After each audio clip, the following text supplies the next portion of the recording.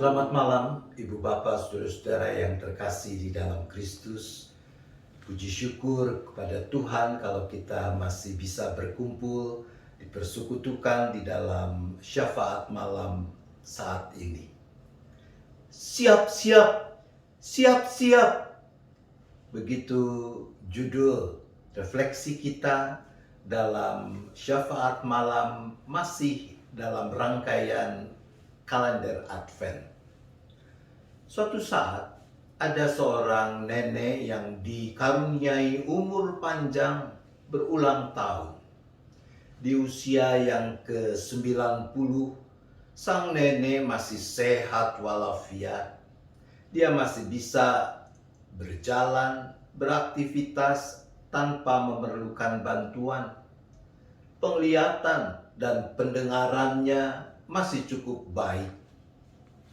Para anak, menantu, cucu, cicit berkumpul merayakan ulang tahun nenek yang luar biasa itu. Mereka mempersiapkan pesta besar, pesta istimewa untuk peristiwa itu. Jauh-jauh hari mereka sudah menyepakati dress code yang akan dipakai. Untuk anak menantu seperti apa? Untuk kelompok cucu seperti apa? Untuk kelompok cicit model apa? Mereka juga sudah mengatur tata ruang dengan berbagai ornamennya. Mengatur makanan minuman yang akan disajikan di dalam pesta istimewa tersebut. Tibalah saatnya pesta itu diselenggarakan. Para undangan terkagum-kagum dengan segala sesuatu yang ada di dalam pesta tersebut. Singkat cerita, orang-orang mulai sibuk menikmati makanan dan minuman yang disajikan sambil beramah tamah. Salah seorang cicit perempuan yang berumur 5 tahunan menyadari bahwa Oma Cho, great grandma, sudah tidak ada di dalam ruangan. Anak ini mencari-cari dan akhirnya menemukan Oma Cho, great grandmanya, sedang duduk sendirian di teras luar. Anak ini menghampiri. Ia memeluk Oma Cho-nya sambil bertanya, "Oma Cho, kenapa? Kenapa Oma Cho duduk sendirian di sini?" Sambil tersenyum, nenek ini menatap cicit di pelukannya dan berkata, "Selain kau, siapa lagi yang peduli kalau Oma Cho tidak ada di dalam ruangan? Mereka kan sebenarnya tidak terlalu memperhatikan Oma Cho ada atau tidak ada. Yang penting buat mereka adalah pestanya." Ceritanya sampai di situ. Ibu bapak, saudara, hari Natal telah menjadi hari besar, persisnya hari libur yang dirayakan dunia. Natal masuk dalam kategori holiday. Menarik bahwa ketika ungkapan ini, holiday, mulai digunakan di awal abad 13, maknanya semula adalah hari yang kudus atau hari yang dikuduskan. Dari dua kata di dalam bahasa Inggris kuno, halih yang menjadi holy, kudus, dan deh yang menjadi day, hari. Pada hari yang kudus itu, umat mensyukuri anugerah Allah lewat peristiwa kelahiran Yesus Sang Kristus, Juru Selamat dunia. Namun, makna Natal sebagai the holy day, hari yang kudus, di sana sini sudah bergeser menjadi melulu holiday, hari libur.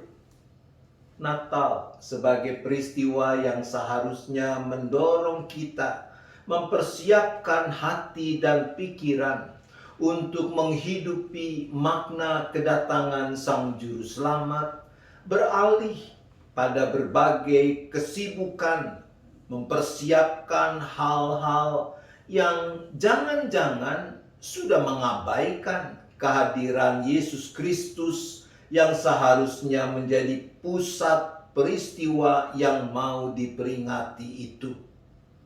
Lebih sibuk dengan urusan acara Natal, baju Natal, hadiah Natal, dan yang sejenisnya. Saudara-saudaraku, bukankah persiapan yang utamanya perlu dilakukan adalah persiapan hati dan pikiran? Beberapa waktu lalu, dalam tayangan Anamnesis episode 59, saya menceritakan latar belakang lagu O Come, O Come Emmanuel. Di sana antara lain ditunjukkan bagaimana gereja mempersiapkan diri menyambut peringatan Natal lewat ibadah harian selama seminggu sebelum malam Natal dengan fokus pada tema gelar-gelar Sang Mesias, sehingga umat diajak untuk mengarahkan hati dan pikirannya pada makna kehadiran Sang Mesias. Saudara, kita memang tidak melakukan tradisi seperti itu. Salah satu blessing in disguise, berkat terselubung di masa pandemi ini, bahwa gereja dipaksa menyelenggarakan berbagai layanan online termasuk syafaat malam ini. Semoga lewat rangkaian refleksi, renungan, dan doa di dalam syafaat malam, kita makin dimampukan, khususnya mempersiapkan diri dengan benar menyambut peristiwa Natal. Kalau aktivitas yang dianjurkan di dalam kalender Advent hari ke-16 adalah mendoakan persiapan Natal di semua tempat, menurut saya persiapan yang dimaksudkan di sini adalah dalam perspektif refleksi kita malam ini, yaitu persiapan hati dan pikiran.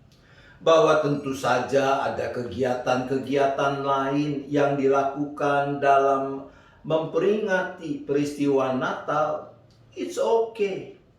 Namun apapun kegiatan yang dilakukan itu, persiapan apapun yang dikerjakan, mestinya memampukan kita untuk makin menemukan dan memaknai peristiwa kedatangan Yesus Kristus, Juru Selamat dunia, bagi diri kita, bagi keluarga kita, bagi persekutuan orang percaya, bagi orang-orang dan dunia di sekeliling kita.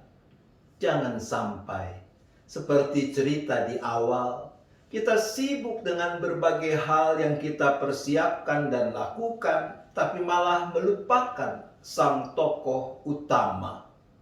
Jangan sampai kita malah menggenapi nats yang mengatakan bangsa ini memuliakan aku dengan bibirnya, padahal hatinya jauh daripadaku. Tuhan menolong kita. Amin.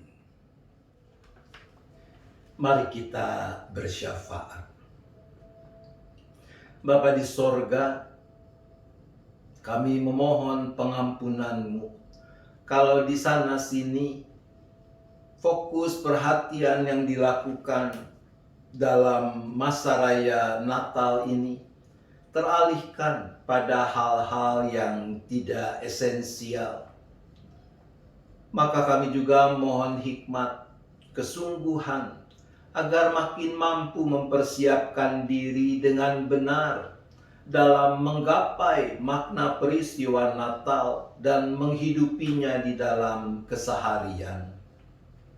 Ya Bapa, tolonglah agar gereja di seluruh dunia dimampukan melakukan kegiatan-kegiatan yang benar dan tepat dalam rangka memperingati peristiwa kelahiran Yesus, khususnya di tengah masa pandemi ini. Sehingga kasih dan kemuliaan Tuhan sungguh-sungguh terpancar. Maka kami juga memohon agar para pengikut Kristus di seluruh muka bumi, termasuk kami semua, dapat semakin baik menghadirkan kasih Allah bagi orang-orang yang ada di sekitar, bahkan bagi segenap ciptaan. Terima kasih ya Bapa untuk berkat-Mu sepanjang hari ini. Sebentar kami akan beristirahat, dan kami perlu beristirahat dengan cukup. Kiranya Tuhan, Engkau yang memungkinkan kami untuk bisa tidur dengan nyenyak, dan besok bangun dengan kesegaran baru, dengan semangat yang terbarui untuk terus memuliakan nama Tuhan. Kami berdoa hanya di dalam nama Tuhan Yesus Kristus. Amin. Selamat malam Ibu Bapak Saudara-saudara. Selamat beristirahat. Tuhan tetap beserta kita.